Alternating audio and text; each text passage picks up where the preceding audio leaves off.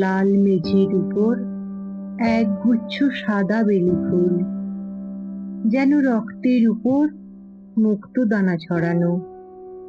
করিম চাচা, রামলাল আর বাবা কাঁধে করে নিয়ে এলেন দাদাকে। কিন্তু কই আমার দাদা? দাদা আমার গান গাইতো, মোদের গরব মোদের আশা, আমরি বাংলা ভাষা। ঢাকা থেকে চিঠি লিখতো আমায়, স্নেহের রাজি। কেমন আছোস? খুব জ্বালাতন করতেছোস বাবারে, আমার কাছে নিয়ে আসনে লাইগা। কখনো আসোস না সোনা? আমরা একখান কাম করতাসি, হেইডা মিটলেই বাড়ি যাবো। পড়াশোনা করতাছোস তো মন দিয়া? তোরে কিছু কথা কই, মন দিয়া শোন। মাঝি যখন নাও বায়, তখন একখান ছলাৎ ছলাৎ শব্দ আইসে, শুনছস? ওই শব্দের বুকে যেমন থাহে সুর, তেমন আমাগো বুকেও থাহে ভাষা। এইটা হলো গিয়া তোর শিকড়, ভুলোস না যেন। কলকাতায় খাড়াইয়া চাঁদ দেখছস কত? রাতের কোলে অমন সোনার পাড়া গোলগাল চাঁদ। আহারে কি সুন্দর, কি সুন্দর!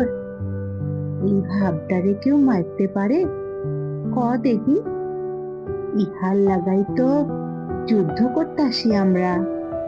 তুই খুব ছোট, বুঝনের বয়স হয় নাই। মনে রাখস, অ থিকা ও আর ক থিকা চন্দ্রবিন্দু তোর ভাষা। ওইটারে বুকের মধ্যখানে বাঁচাইয়া রাখস, কেমন? দাদারে আনলেন না তো? ও বাবা, দাদারে আনলেন না কেন?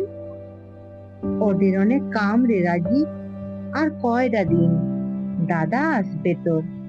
চিঠিখান নে, পড়, তোর দাদার চিঠি। দাদা কথা রেখেছিল, ঢাকা বিশ্ববিদ্যালয় থেকে ফিরেছিল ফরিদপুর গ্রামের বাড়িতে 22শে ফেব্রুয়ারি বেলা 1টায়। লাল মেঝের উপর এক গুচ্ছ সাদা বেলি ফুল, যেন রক্তের উপর মুক্তদানা ছড়ানো।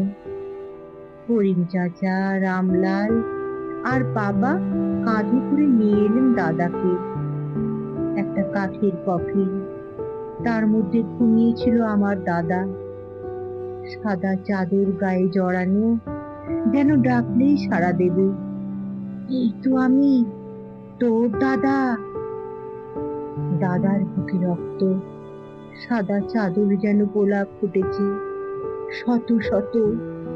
মা ডুকরে উঠলেন, দুলে উঠলো আমাদের বোন। একটা নয়, দুটো নয়, তিনটে নয়, 6টা গুলি এফোড় ওফোড় করে দিয়েছে আমার দাদার বুক, যে বুকে দাদা বাঁচিয়ে রেখেছিল তার মাতৃভাষা বাংলাকে।